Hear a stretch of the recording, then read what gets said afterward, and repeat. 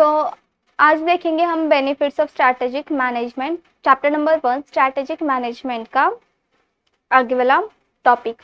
कल हमने क्या क्या देखा था? तो कल हमने देखा था कि प्रोएक्टिव और रिएक्टिव स्ट्रैटेजीज क्या होते हैं और जो कुछ भी स्ट्रैटेजी और स्ट्रैटेजिक मैनेजमेंट में डिफरेंस क्या है और स्ट्रैटेजिक मैनेजमेंट का ऑब्जेक्टिव्स क्या है। आज क्या देखेंगे हम कि स्ट्रैटेजिक मैनेजमेंट के बेनिफिट्स क्या है। तो स्टार्ट करते हैं। देखो इसका बेनिफिट्स क्या है। तो फर्स्ट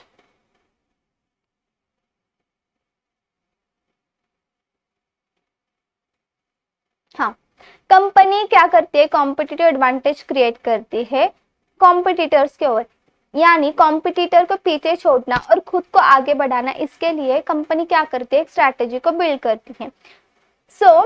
जिसके वजह से कॉम्पिटिटिव एडवांटेज क्रिएट करती है और कॉम्पिटिटर पीछे जा सकता है by following the process of strategic management. Strategic management की जो कुछ भी प्रोसेस है, जैसे विजन सेट करना, then mission, then objectives, then strategy को फॉर्मुलेट करना, फिर उसे इम्प्लीमेंट करना, फिर करेक्टिव एक्शंस लेना, इवैल्यूएट करना और करेक्टिव एडजस्टमेंट करना, ये क्या है? हमारी स्ट्रैटेजिक मैनेजमेंट की प्रोसेस।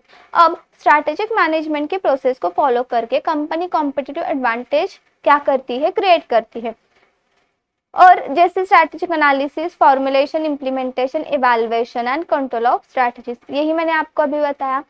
अब उसके बेनिफिट्स क्या है? तो इसके बेनिफिट्स ऐसे है कि ये कंपनी को क्या देती है? एक डायरेक्शन देती है। देखो कंपनी को समझना चाहिए ना कि वो किस डायरेक्शन में आगे बढ़ रही है।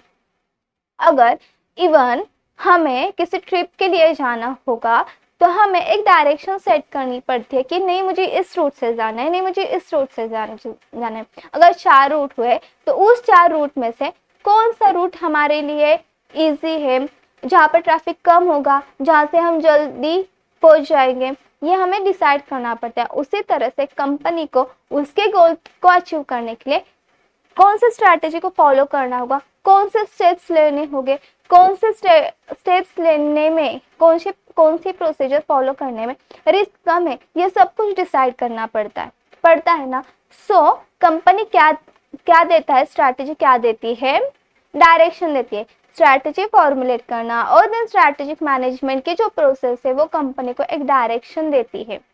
हाँ, डिफाइंस गोल्स एंड मिशन, ये कंपनी की गोल्स क्या है उसे डिफाइन करती है। ओके, उसके मिशन यानी कौन से छोटे छोटे उसे स्टेप्स फॉलो करने होंगे, उसे फॉलो करके उसके ऊपर एक्शन लेकर उसे इम्प्लीमेंट करना होगा, ये कौन बताता है? स्ट्रैटेजिक मैनेजमेंट बताता है। अब रियलिस्टिक ऑब्जेक्टिव्स एंड गोल्स, उसके जो कुछ भी रियलिस्टिक ऑब्जेक्टिव्स एंड गोल्स है उसे डिफाइन। कोई भी इमेजिनेशन आया इसलिए कंपनी डायरेक्टली वो करने लगी, होगी क्या सक्सेसफुल कंपनी? रियल में फॉर एग्जांपल कोई फूड प्रोवाइडर है, वो बोलता है कि आप कॉल करो, मैं सिर्फ और सिर्फ 2 मिनट में हाजिर होगा। रियल है क्या? रियलिस्टिक है क्या गोल? नहीं है ना। अगर मैं हमारे यहाँ से 50 किलोमीटर्स के ऊपर जो फूड प्रोवाइडर है, जो पार्सल प्रोवाइड करता है, वहां पर कॉल करके बोलती हूँ, तो क्या वो 2 मिनट में यहाँ पर आ सकता है? क्या नहीं आ सकता। This is not realistic objective, this is not realistic goal. Okay, so realistic objectives on and goals को डिफाइन करने के लिए स्ट्रैटेजिक मैनेजमेंट की प्रोसेस, स्ट्रैटेजी और स्ट्रैटेजिक मैनेजमेंट की प्रोसेस हेल्प करती है। Help organization to be proactive instead of reactive shaping its futures, यानी एक प्रोसेस फॉलो करनी है तो पहले उस प्रोसेस को मालूम करना और उस प्रोसेस के हिसाब से आगे बढ़ने के लिए कौन हेल्प करता है? ऑर्गेनाइजेशन को strategic management. So various environment and shaping it, company को अलग अलग एनवायरनमेंट के अंदर काम करने के लिए और कौन हेल्प करता है? ऑर्गेनाइजेशन को कौन हेल्प करता है? स्ट्रैटेजिक मैनेजमेंट हेल्प करता है।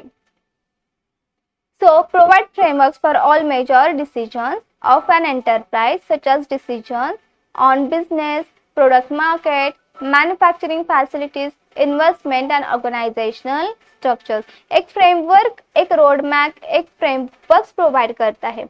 ये किसके लिए? एक हर एक इम्पॉर्टेंट डिसीजंस लेने के लिए, जैसे डिसीजंस बिजनेस के रिगार्डिंग डिसीजन हुआ, प्रोडक्ट्स कौन सा बनाना है, कौन सा मैन्युफैक्चर करना है, कौन सा प्रोडक्ट मार्केट में जल्दी जिसकी डिमांड बढ़ेगी, जिससे ज़्यादा प्रॉफिट होगा, इसके अंदर जो कुछ भी डिसीजन लेने के लिए कौन हेल्प करता है? Strategic management. ये उसका क्या हुआ? बेनिफिट हुआ। नेक्स्ट है, ये क्या करता है? गाइडेंस प्रोवाइड करता है। गाइडेंस टू एंटायर ऑर्गेनाइजेशन, पूरे ऑर्गेनाइजेशन को गाइडेंस प्रोवाइड करने का काम कौन करता है? Strategic management. गाइड ही करेगा ना, वो पहले से बताता है कि तू ये रूट से जा, तुझे ये स्टेप्स फॉलो करने हैं, यानी क्या है वो? गाइडेंस प्रोवाइड करता है। Seeks to prepare the organization to face the future and act as pathfinder to various business opportunities, यानी business opportunities को आइडेंटिफाई करना, फ्यूचर्स के अंदर ऑर्गेनाइजेशंस को हेल्प करना कि वो अपॉर्चुनिटीज को आइडेंटिफाई करे और उसके लिए आप स्टेप्स लें। So organizations are able to identify the available opportunities and identify ways and means to reach there, जिसकी वजह से ऑर्गेनाइजेशंस के पास जो कुछ भी अवेलेबल अपॉर्चुनिटीज है उसे वो आइडेंटिफाई कर सकती है और वहां पर पहुंच सकती है।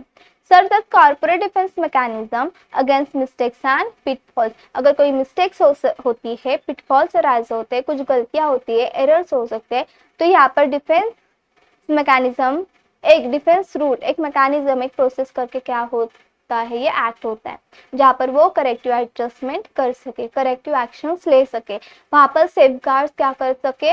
अप्लाई कर सके, एस्टैब्लिश कर सके। Help to enhance longevity of the business, business को लॉन्गेटिविटी को बढ़ाना, यानी बिजनेस को बहुत लंबे समय तक चलाते रहने का काम कौन करता है? Strategic management. Help organization to clear stand in relative industry, यानी खुद का स्टैंड लेना। खुद क्या है, मैं कंपनी करके आज कस्टमर्स को क्या प्रोवाइड करती हूँ, मैं मार्केट में क्या प्रोवाइड करती हूँ, मेरा प्रोडक्ट कॉम्पिटिटर के से किस तरह से अच्छा है, क्यों अच्छा है, इसे लोगों के सामने रखने के लिए उसे इन्फ्लुएंस करना, उसे मोटिवेट करना, उसे वो स्ट्रेंथ देना, कंपनी को स्ट्रेंथ देना कि तू बता सके कि मार्केट को, कस्टमर्स को मेरा प्रोडक्ट कंपटीटर से क्यों अच्छा है। इसके लिए कौन हेल्प करता है? Strategic management. It makes sure that it is not just surviving on luck. Action over expectation is what strategic management ensures. So actions लेते हैं, जो कुछ भी expectations है उसके लिए, उस expectations को पूरा करने के लिए, actions लेने के लिए कौन help करता है? strategic management. Helps the organization develop certain core competencies and competitive advantage. So core competencies and competitive advantage को develop करने के लिए कौन हेल्प करता है? Organizational strategic management. तो हमने क्या क्या बेनिफिट्स देखे? तो हमने बेनिफिट्स फर्स्ट देखा कि वो कंपनी को डायरेक्शन देती है, देन देखा प्रोएक्टिव रहने में हेल्प करती है, देन देखा फ्रेमवर्क प्रोवाइड करते हैं डिसीजंस लेने के लिए, फिर हमने देखा कि ऑर्गेनाइजेशंस को गाइडेंस प्रोवाइड करती है, देन देखा कि अपॉर्चुनिटीज, फ्यूचर्स में क्या अपॉर्चुनिटीज जो है उसे आइडेंटिफाई करना और उसके लिए वर्क करना, एक्शन लेने के लिए हेल्प करती है। डिफेंस मैकेनिज्म, जहाँ पर एरर्स है, मिस्टेक्स है, वहाँ पर डिफेंस मैकेनिज्म करके वो एक्ट होती है। देन बिजनेस को क्या बढ़ाती है? लॉन्गेटिविटी बढ़ाती है। देन हमने क्या देखा? जो कुछ भी इंडस्ट्रीज है वहां पर खुद को स्टैंड आउट करने के लिए, खुद को सही साबित करने के लिए, खुद का परफॉर्मेंस बढ़ाने के लिए कौन हेल्प करता है? Strategic management. और सर्टन कोर कॉम्पिटेंस, अब कोर कॉम्पिटेंसेस क्या है और कॉम्पिटिटिव एडवांटेज, ये दो अलग अलग टर्म्स है। इन दोनों टर्म्स हम एक अनदर टॉपिक्स में देखेंगे, इन डेप्थ है वहाँ पर, फिर उसके कैरेक्टरिस्टिक्स है, कोर कॉम्पिटेंस के अंदर क्या आता है, कॉम्पिटिटिव एडवांटेज कब क्रिएट होता है, ये सब कुछ। Belief in diversity and equity, improving availability, okay, availability को इम्प्रूव करना, affordability and accessibility of products and services to opportunity, deprive section etcetera, greater work place democracy as some of the decisions and behaviour that worthy on their own card. ये सारे diversities के ऊपर believe करना और उसके according act करना। Inclusion and equity, क्या करना? इंक्लूड करना सारे इंपॉर्टेंट फैक्टर्स को। अवेलेबिलिटी, अफोर्डेबिलिटी एंड एक्सेसिबिलिटी को बढ़ाना, इम्प्रूव करना। और किसके? प्रोडक्ट एंड सर्विसेज के। अगर मैंने लास्ट मंथ में कंपनी ने लास्ट मंथ में कोई एक सर्टेन अमाउंट्स के प्रोडक्ट्स को क्या किया था, प्रोड्यूस किया था, मैन्युफैक्चर किया था। अब इसका क्या हुआ, 10,000 यूनिट्स, लेट्स से 10,000 यूनिट्स को मैन्युफैक्चर किया था। अब उस मंथ के अंदर उसकी डिमांड इतनी चली कि वो 10,000 यूनिट्स क्या हुआ है, सारे खत्म हुए। अब नेक्स्ट मंथ के अंदर उसकी डिमांड और बढ़ी, तो मेरे पास उसकी अवेलेबिलिटी होनी चाहिए कंपनी के पास। सो उसको इम्प्रूव करने का काम कौन करता है, कंपनी, और उसके लिए स्ट्रैटेजिक मैनेजमेंट हेल्प करता है। अब लिमिटेशंस क्या है, तो अब आते हैं लिमिटेशंस। देखो बेनिफिट्स है तो लिमिटेशंस भी आएंगे। हर एक बात के प्रोज होते हैं, कॉन्स होते हैं। इसी तरह से स्ट्रैटेजिक मैनेजमेंट के कुछ लिमिटेशंस भी है और बेनिफिट्स के साथ में लिमिटेशंस भी है। देखो environment is highly complex and turbulent. अब एनवायरनमेंट हमेशा सेम रहता है क्या, नहीं रहता। So it is difficult to understand complex environment. So complex environment को अंडरस्टैंड करना क्या होता है, डिफिकल्ट होता है। Difficult to pinpoint how it will shape in future में एनवायरनमेंट कैसा हो जाएगा, हम बता सकते क्या, नहीं। आज अगर मेरे प्रोडक्ट की डिमांड पर मंथ मेरे प्रोडक्ट की डिमांड 10 करोड़ यूनिट्स की है, लेकिन इन नेक्स्ट ईयर अगर कोई उसे सब्स्टिट्यूट आ जाता है तो क्या वो उसकी डिमांड उतनी ही रहेगी, बता सकते हैं क्या हम, नहीं बता सकते ना। दूसरा बिजनेस कौन सी स्ट्रैटेजी फॉलो करता है, वो क्या बना रहा है, वो कौन सी स्ट्रैटेजी यूज करता है, यहाँ पर भी अनदर बिजनेस कॉम्पिटिटर हमें बताएगा कि नहीं अब मैं सब्स्टिट्यूट क्रिएट कर रहा हूँ तेरा, नहीं बताएगा। तो ये होता है कि फ्यूचर में क्या हो सकता है हम एंटिसिपेट नहीं कर सकते। एस्टिमेट्स अबाउट फ्यूचर में गो रॉन्ग। सो फ्यूचर के एस्टिमेट्स गलत भी जा सकते हैं, जिसकी वजह से सारे strategic plan this is not plan, this is plan, ये गलती से आ गया टीम। सो सारे स्ट्रैटेजिक प्लान्स क्या हो सकते हैं, फेल हो सकते हैं। The environment affects the organization has to deal with suppliers, customers, governments and other external factors. Environment क्या हो सकता है, अफेक्ट हो सकता है बिकॉज ऑफ ऑर्गेनाइजेशन को सप्लायर के साथ में डील करना है, कस्टमर के साथ में डील करना है, गवर्नमेंट्स के हमेशा रूल्स बदलते हैं, गाइडलाइंस आते हैं, रेगुलेशंस बदलते हैं, उससे डील करना है, और अदर एक्सटर्नल फैक्टर्स है, एनवायरमेंटल फैक्टर्स है। कब चेंज होगा एनवायरमेंट बता नहीं सकते, 5 मिनट्स के बाद में क्या एनवायरमेंट में होगा नहीं बता सकते। आज तो समर में भी बारिश आती है, बारिश में धूप पड़ती है, कुछ है क्या, नहीं बता सकते ना, अनसर्टेनिटी है, सब अनसर्टेनिटी है। So turbulent environment, so in turbulent environment strategy could go wrong. So turbulent environment में स्ट्रैटेजी क्या हो सकती है, फेल हो सकती है, रॉन्ग जा सकती है। हाँ, नेक्स्ट स्ट्रैटेजिक सेकेंड लिमिटेशन क्या है, strategic management is time consuming. So first क्या था, तो ये डिफिकल्ट, हाँ क्या था, highly complex and turbulent environment, this is first environment. Second क्या था, सो टाइम कंज्यूमिंग है। स्ट्रैटेजिक मैनेजमेंट है लॉट ऑफ टाइम, अगर प्रिपेयर कम्युनिकेट एंड स्ट्रैटेजीज को प्रिपेयर करने के लिए डालता है तो इम्प्लीमेंटेशंस के लिए उसे क्या होगा, देर लगेगी, और अगर इम्प्लीमेंटेशन से प्रॉपर तरीके से नहीं हुआ तो स्ट्रैटेजी इतनी पूरा साल गलाया उस स्ट्रैटेजी को बनाने में, और नेक्स्ट ईयर उस स्ट्रैटेजी को प्रॉपरली इम्प्लीमेंट ही नहीं किया तो कुछ फायदा है क्या उसका, नहीं है। स्ट्रैटेजी को बनाने के लिए भी बहुत सारे चीज़ों की ज़रूरत है, एक्सपर्ट्स को बुलाओ, सब करो। So planning and strategizing are important, but putting them into action is the point for success. So planning important है, लेकिन उसे actions में लाना, this is most important. If business spend too much time on planning, अगर ज़्यादा time planning के ऊपर spend करता है, then ये उतना fruitful नहीं होगा. So this is strategic management is time consuming process. Strategic management is costly process. First turbulent environment, second time consuming process and third क्या है, कॉस्टली प्रोसेस। स्ट्रैटेजिक मैनेजमेंट क्या है, ये कॉस्टली प्रोसेस है। और कॉस्टली क्यों है, मैंने अभी कहा, स्ट्रैटेजी को बनाने के लिए स्ट्रैटेजिक एक्सपर्ट्स को बुलाना पड़ता है, साथ में ऐसे एक्सपीरियंस्ड पर्सन को भी इन्वॉल्व करना पड़ता है। सो ये क्या होता है, कॉस्टली प्रोसेस होती है। Adds lots of expenses to an organization. Expert strategic planners need to be engage. Expert strategic planners को बनाना पड़ता है।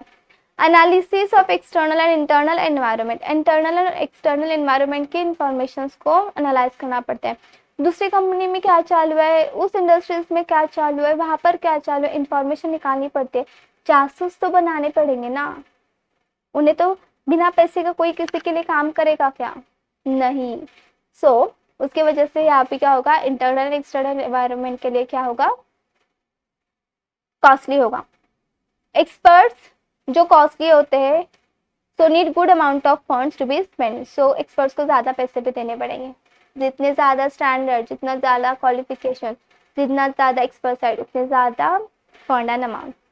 In competitive scenario where all organizations are trying to move strategically, it is difficult to clearly estimate the competitive responses to firm strategies.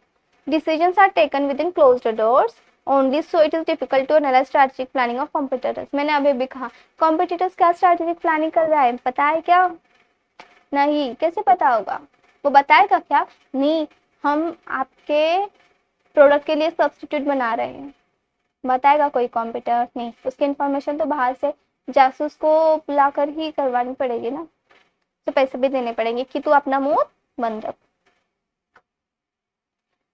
ये था हमारा, आज हमने limitations देखे और बेनिफिट्स देखे। नेक्स्ट में देखेंगे हम इंटेंशन क्या है, मिशन क्या है, गोल्स क्या है, ऑब्जेक्टिव्स क्या है।